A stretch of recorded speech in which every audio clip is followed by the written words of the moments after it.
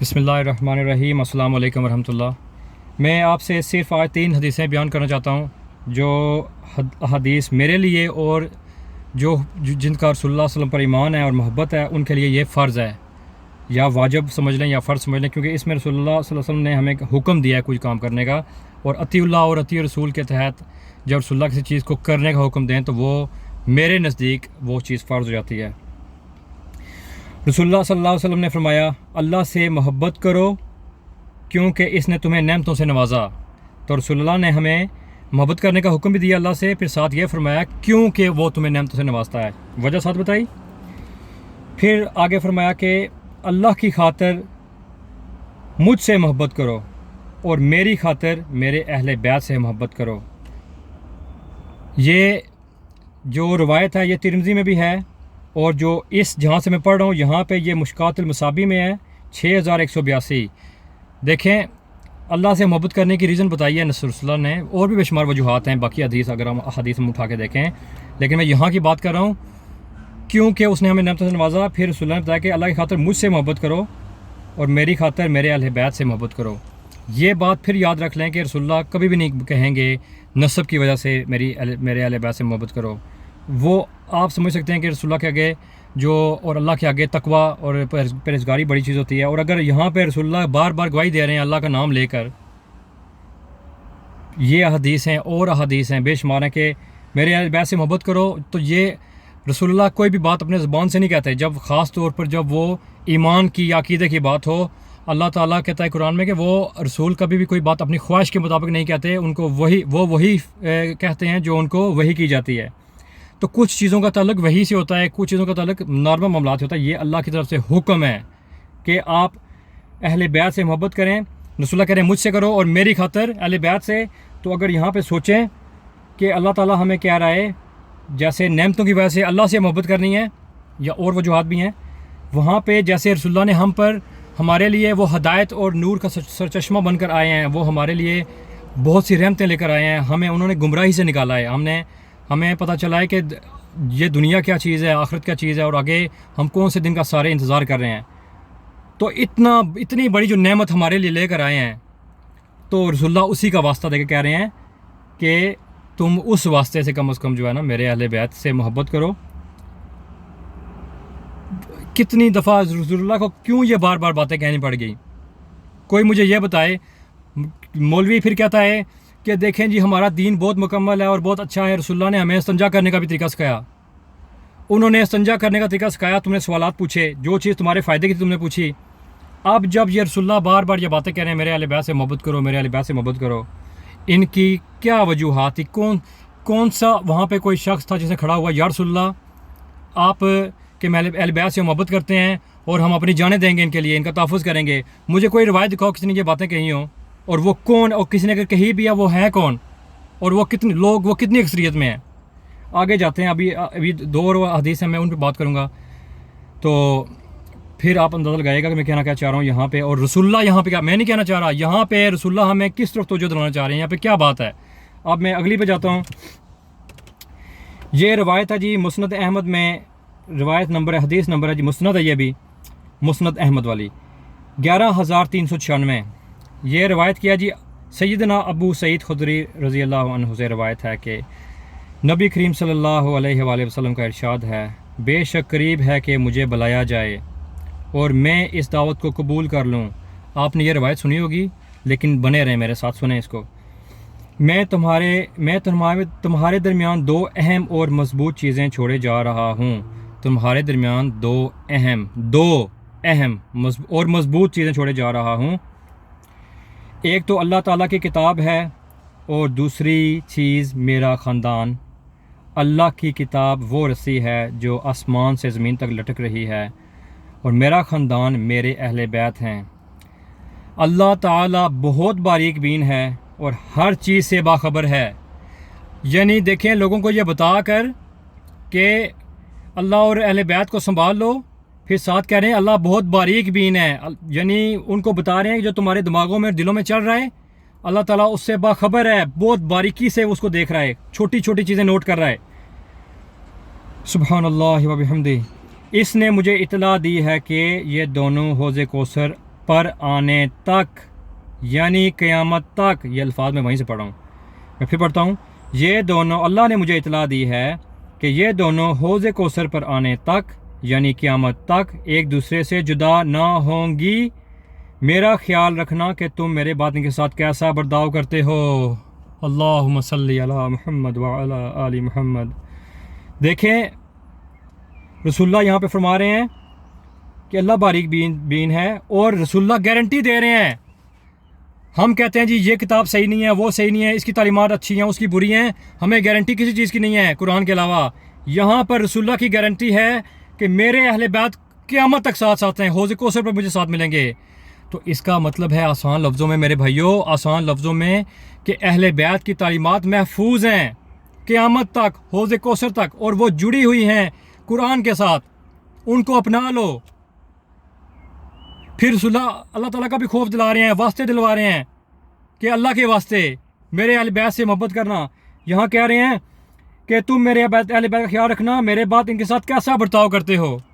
کون سا جیالہ تھا یا کون سا ایسا شخص تھا جس کے دل میں اتنی زیادہ محبت تھی، اس نے کہا یا رسول اللہ یہ آپ باتیں، کیونکہ یہ بے شمار اور حدیثیں بھی ہیں، رسول اللہ نے یہ باتیں بہت دفعہ فرمائی ہیں، جگہ جگہ فرمائی ہیں کہ ہم ان کی حفاظت کریں گے یا رسول اللہ۔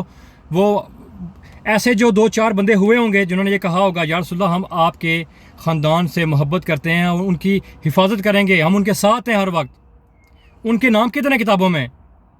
وہ کون سے لوگ تھے؟ ہر چھوٹی چھوٹی چیز کا ہمارے پاس حکم ہے جی، استنجا ایسے کرنا ہے، منہ ایسے کرنا ہے، ناک میں پانی ڈالنا ہے، اور کتنے احکامات ہیں۔ اور جیسے دیکھیں یہ جو مختلف فتاوی وغیرہ ہوتے ہیں، جو مختلف جو ہیں وہ محدثین لکھتے ہیں یا امام یا کوئی بڑے علماء لکھتے ہیں جی اس کا یہ فتویٰ ہے، اس کا یہ فتویٰ، مفتی حضرات جو ہوتے ہیں چھوٹی چھوٹی چیزیں نوٹ کرتے ہیں۔ یار یہاں پہ رسول اللہ اتنی بڑی باتیں کہہ رہے ہیں تو کسی نے نہیں نوٹ کیا، یہ کیوں بار بار کہہ رہے ہیں؟ ان کا کتنا دکھا ہوا دل ہے۔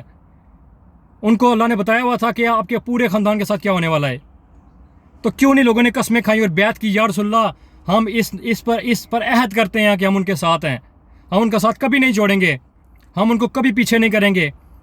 ہمیں نمازوں میں بتایا گیا ہے کہ ان پر پیغمبروں کی طرح درود بھیجو، کما صلی تعالیٰ ابراہیم وعلی آل ابراہیم، کہ جیسے پیغمبر ابراہیم پر درود بھیجا ویسے ہی ان پر درود بھیجا جیسے پیغمبروں پر بھیجا جاتا ہے، اور پیغمبر کی اولاد جو ہے وہ بھی سارے پیغمبر۔ تو یا رسول اللہ ہم عہد کرتے ہیں کہ ہم ہر مشکل میں آپ کے بعد اہل بیت کے ساتھ ہیں۔ مجھے کوئی دکھائے ایسا کہاں پہ کتابوں میں لکھا ہوا ہے، اور اگر نہیں لکھا ہوا تو یہ کتنا بڑا لمحہ فکریہ ہے کہ رسول اللہ کے بعد اسلام کے ساتھ اہل بیت کے ساتھ کیا کیا لوگوں نے۔ اور اگر یہ لکھا ہوا ہے، کتنے لوگ ہیں، یہ کتنے لوگ ہیں جو وفادار ہیں۔ وفاداری کا ایک لیول ہوتا ہے، ایک چیز ہوتی ہے، ایک بندہ ویسے کہتا ہے جی میں مانتا ہوں، وہی بات جو مرزا محمد علی صاحب جو کہتے ہیں میں ان کی بہت عزت کرتا ہوں، وہ بھی جائلوں میں پھنسے ہوئے ہیں۔ وہ کہتے ہیں کہ تم جو ہو تم انکاری نہیں ہو، تم مانتے ہو، مطلب ان کا کہنے کا تم انکاری نہیں ہو، مسئلہ یہ ہے کہ تم اقراری بھی نہیں ہو۔ تو وہاں پہ لوگوں نے انکار تو نہیں کیا کہ یا اللہ کے یا رسول اللہ ہم ان کی حفاظت نہیں کریں گے، ہم ان کا خیال نہیں رکھیں گے، لیکن اقرار کرنے والے کون سے؟ مجھے اقرار دکھایا جائے، میں جاہل آدمی ہوں، مجھے کوئی پتہ نہیں ہے، بڑا میں نے تحقیق کیا ہے، مجھے ایسا اقرار دکھایا جائے، کیونکہ یہ رسول اللہ نے بہت بڑی بات کہی۔ اگر ہمارے سامنے آج رسول اللہ ہوتے اور ہمیں ایسی باتیں کہتے ہیں تو وہیں پر قسمیں کھا کر بیعت کرتے کہ یا رسول اللہ ہم گناہ گار ہیں، ہم خطا کار ہیں، ہم ردے ہوئے ہیں، لیکن جب آپ کی اور آپ کے خاندان کی اور حفاظت کی اور دین اور عقیدے کی اور ایمان کی بات آئے گی تو ہم یہاں پہ اپنی گردنیں اتروانے کے لیے تیار ہیں۔ چھوٹی چھوٹی چیزوں کے ہمیں فتوے ملتے ہیں، اس نے یہ کہا، اس نے وہ کہا، الٹی سیدھی باتیں ملتی ہیں۔ جنگوں میں نعوذ باللہ ایسے صحابی ملتے ہیں، روایت کرتے ہیں 14 سال پہلے کہ ہم نے نبی کی ایک جنگ احد میں رسول اللہ کی جو زوجہ محترمہ ہماری جو ماں ہے حضرت عائشہ رضی اللہ عنہا، زخمیوں کو پانی پلانے کے لیے، صحیح بخاری کی حدیث ہے، پانی پلانے کے لیے وہ کیا کری تھیں، وہ اور ام سلیم رضی اللہ عنہ وہ دوڑ رہی تھیں زخمیوں کو، کبھی ادھر سے پانی اٹھاتی تھی کنویں سے، ادھر لے جاتی، کنواں تھا جہاں سے بھی وہ پانی لا رہی تھی۔ تو وہاں پر مسند حدیث ہے یہ، وہاں پر میں آپ کو یہ بھی کامنٹ میں ڈال دیتا ہوں، وہاں پہ بیٹھے ہوئے ہیں صحابی، وہ روایت کر رہے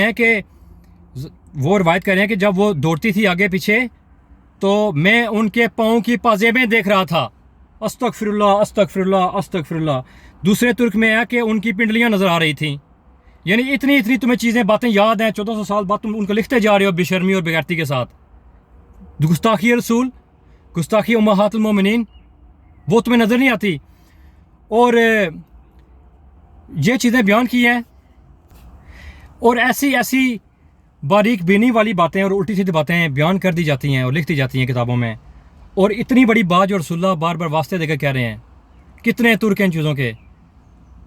तो ये इसके लिए किसी ने उसको इतना सीरियस नहीं लिया।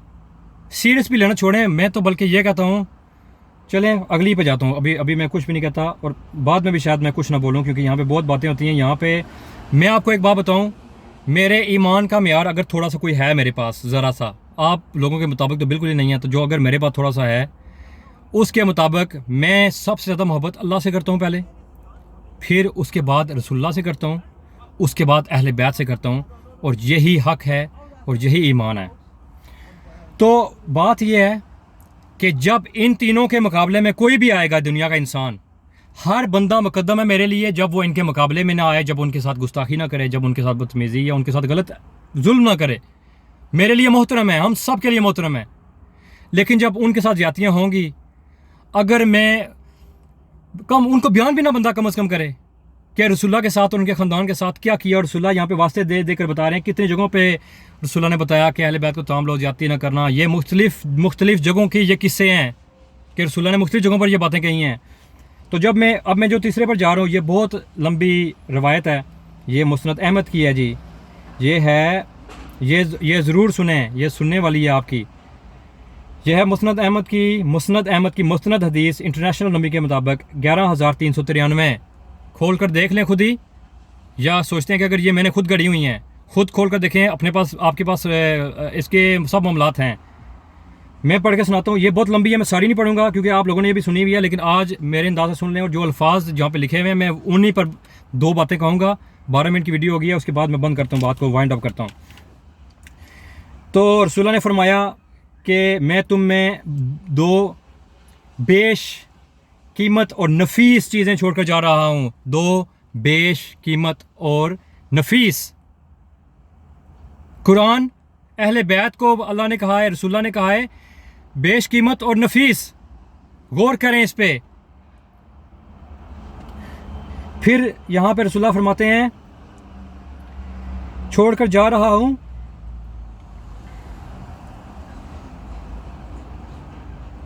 इनमें से एक अल्लाह ताला की किताब है, इसमें हदायत है, इसमें नूर है। बस अल्लाह ताला की किताब को पकड़ लो, इसके साथ चिमट जाओ। बस आप सल्लल्लाहु अलैहि वसल्लम ने अल्लाह ताला की किताब पर आमादा किया और इसके बारे में तरगीब दिलाई, और फिर फरमाया दूसरी चीज़ मेरे अहले बैत हैं, मैं तुमको अपने अहले बैत के बारे में अल्लाह ताला का वास्ता देता हूँ। रसूलुल्लाह वास्ते दे रहे हैं हमें, उम्मत को। ऐसी कौन सी बात आ गई थी उस वक्त कि रसूलुल्लाह सल्लल्लाहु अलैहि वसल्लम को वास्ते देने पड़ गए अपनी उम्मत को कि मेरे अहले बैत का मैं तुम्हें वास्ता दे रहा हूँ। कौन बंदा था उसने उठ के कहा यहाँ पे उनके ख़ानदान के टुकड़े टुकड़े हो गए, कहते हैं 3 दिन से ज़्यादा रो कोई ना। तो आज मैं तो उन जुल्मों की बात भी नहीं कर रहा, वे उन मजालम की बात नहीं कर रहा, मैं सिर्फ ये पढ़ रहा हूँ कि रसूलुल्लाह खड़े होकर अपने बेहतरीन वेल ट्रेंड जो सहाबा थे उनको खड़े होकर कह रहे हैं कि मैं तुम्हें वास्ता देता हूँ। वो वास्ते दे रहे हैं, और किसने खड़े होकर कहा या रसूलुल्लाह इतनी आप क्यों जोर दे रहे हैं और वास्ते दे रहे हैं हमें बार बार, ये क्या होने वाला है, कौन करेगा? हम इस चीज़ पर कसम खाते हैं, अगर आज रसूलुल्लाह सल्लल्लाहु अलैहि वसल्लम यहाँ पे होते, अल्लाह की कसम, मैं सब, चाहे कोई गुनहगार भी होते, मैं बंदों की टीम इकट्ठी करता है, मैं कहता जो कुछ मर्जी है, हम इस चीज़ पर आज बैत करते हैं कि रसूलुल्लाह के बाद ये बंदे 10, 20, 25, 30 हमने कसम खानी है कि जो रसूलुल्लाह ये बातें बता रहे हैं, वास्ते दे रहे हैं, कसमें दे रहे हैं और हमें मोहब्बत करने की और उनसे अल्लाह का खौफ दिलाने की कोशिश कर रहे हैं, हम कसम खाते हैं कि हम अहले बैत की हर सूरत में हिफाज़त करेंगे, चाहे कोई हुकूमत हो, चाहे कोई बदमाश चपका हो, चाहे कोई कबीला हो, जो भी अहले बैत पर हमले करेगा, उनके खिलाफ एक्शन लेगा, हम कसम खाते हैं। उस वक्त कुछ कसम खाने वाले लोग कहाँ गए? उन कसम खाने वालों में कितने लोग थे जिन्होंने, किताबों वालों तो नहीं ये चीज़ें नोट करनी, ये तो मैं बनु उमैया के स्टाइल के जो है ना, वो इस्लाम जो लोगों ने उसे इकट्ठा किया, जिन जिन लोगों को ये रज़ी अल्लाह कहते हैं, یہ تو میں ان کی کتابوں سے لکھا ہوا آپ کو بتا رہا ہوں. تو لوگوں نے قسمیں کھائی ہوں گی اور حضرت علی سے وہ ملے ہوں گے, ان کہا ہوگا, اہل بیت سے ملے ہوں گے, ان کو کہا ہوگا کہ ہم آپ کے ساتھ ہیں, اور وہ ساتھ بھی رہے. وہ نام آپ دیکھیں, ان ناموں میں 4-5 نام یہ آپ کے سامنے لکھے ہوئے. اللہ نے بھی کہا کہ یا رسول ان سے میں بھی محبت کرتا ہوں اور آپ کو حکم دیتا ہوں آپ ان سے محبت کریں. 4 بندے, 5 بندے, 10-12 بندے ہیں, اور بھی کچھ نام ہیں. جب رسول اللہ فوت ہوئے, باقی سب رسول اللہ کو کے جسم مبارک کو دفنانے سے پہلے چھوڑ کر چلے گئے. وہی 10-12 بندے تھے جنہوں نے آپ کے کچھ خاندان کے اور کچھ 1-2-4 صحابی بھی تھے جنہوں نے آپ کے جسم مبارک کو نہیں چھوڑا, دفنانے تک ساتھ رہے. انہوں نے یہی آپس میں کہا ہوگا ابھی کفن دفن ہو لینے دو, یہ بعد کے فتنوں کو بعد میں دیکھا جائے گا. اب میں آگے چلتا ہوں. میں پھر یہاں سے پڑھتا ہوں. میں تم کو اپنے اہل بیت کے بارے میں اللہ تعالیٰ کا واسطہ دیتا ہوں. میں تم کو اپنے اہل بیت کے معاملے میں اللہ تعالیٰ کی یاد کرواتا ہوں. کیا مطلب ہے اس کا؟ وہ کہہ رہے ہیں کہ تمہیں اللہ کا خوف دلاتا ہوں, تمہیں واسطہ دیتا ہوں. یہ روایت آگے بھی جاتی ہے,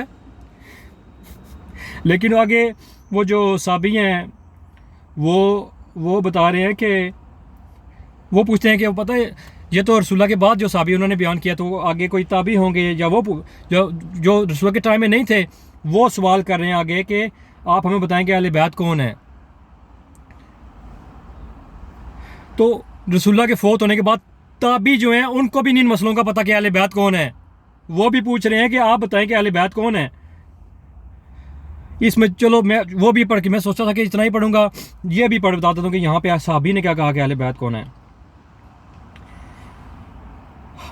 حسین یا حسین جو سواد سے ہوتا ہے نے کہا اے زید, آپ صلی اللہ علیہ وسلم کے اہل بیت کون ہیں؟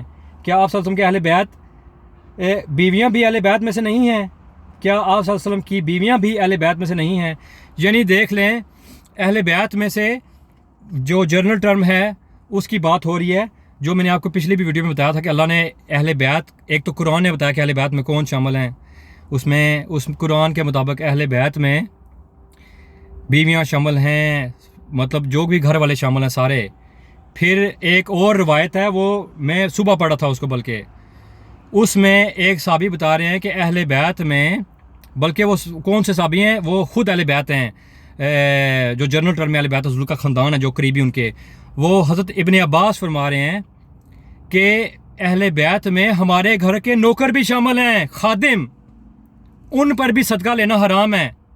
یعنی وہ روایت وہاں پہ لکھی ہوئی ہے. میں اس پر جرا نہیں کرتا کہ یہ بات صحیح ہے غلط ہے, کتابوں کے مطابق وہ مستند بات لکھی ہوئی ہے کہ ہمارے خادم بھی صدقہ نہیں لے سکتے, کہ وہ بھی ہمارے گھر والوں میں شامل ہیں. صدقہ, زکوٰۃ اور خیرات اہل بیت پر حرام ہیں, ان کو تحفہ دیا جاتا ہے. وہ عام انسانوں جیسے ہیں. درود شریف ان کے اوپر سلام اور درود اور رحمتیں اور برکتیں اللہ سے دعا بھیجنے کی جاتی ہیں, پیغمبروں جیسی, عام انسانوں جیسے ہیں. تو آگے یہ کیا جواب دیتے ہیں؟ انہوں نے کہا بے شک آپ صلی اللہ علیہ وسلم کی بیویاں آپ صلی اللہ علیہ وسلم کے اہل بیت میں سے ہیں, کوئی شک نہیں ہے, لیکن آپ صلی اللہ علیہ وسلم کے اہل بیت وہ ہیں جن پر صدقہ حرام ہے. حسین یا حسین جیسے بھی اس کا تلفظ ہے, نے کہا وہ کون لوگ ہیں؟ تو پھر وہ صحابی نے جواب دیا, انہوں نے کہا وہ آل علی, آل جعفر اور آل عباس ہیں. اس نے کہا کیا ان سب پر صدقہ حرام ہے؟ انہوں نے کہا جی ہاں. اس حساب سے اہل بیت میں یہ سب لوگ شامل ہیں. پھر ہم نے رسول اللہ کی تعلیمات دیکھنی ہے کہ رسول اللہ نے کس کو خاص الخاص کہہ کر چادر رکھ کے قرآن کی آیت پڑھ کر اہل بیت کہا ہے, اور ان کے لیے بھی یہ جو باقی اہل بیت ہیں ان پر بھی ظلم نہ کرنا. اور یہ رسول اللہ یعنی کہ اتنا بڑا اللہ کا احسان ہم پر نبی بھیجا, ہم پر رسالت کا ہمارے پر جو ہے نا رحمت کی اور ہمیں گمراہی سے نکالا, اور ابھی وہ فوت بھی نہیں ہوئے اور ان کو یہ چیزیں بتا دی گئی کہ آپ کے جاتے یہ ہوگا, اور وہ ہمیں واسطے اور قسمیں دے رہے ہیں. تم لوگوں کے پاس دل ہیں, دل جو دھڑکنے والے ہوتے ہیں, یا یہاں پہ موٹریں ڈالی ہوئی ہیں تم لوگوں نے. تم کہتے ہو کہ 3 دن کے بعد میرا روتا نہیں ہے. میں خود زنجیر زنی اور جناب یہ اس طرح سے پیٹنا اور میں ننگے ہو کر جناب کھڑے ہونا, میں ان چیزوں کے خلاف ہوں. لیکن تمہارے پاس دل ہیں کہ موٹریں ہیں. اتنے ظلم کے ساتھ ان کو شہید کیا گیا, تمہیں رونا نہیں آتا؟ مجھے تو صرف یہ پڑھ کے رونا آ رہا ہے کہ رسول اللہ کھڑے ہو کر واسطے دے رہے ہیں،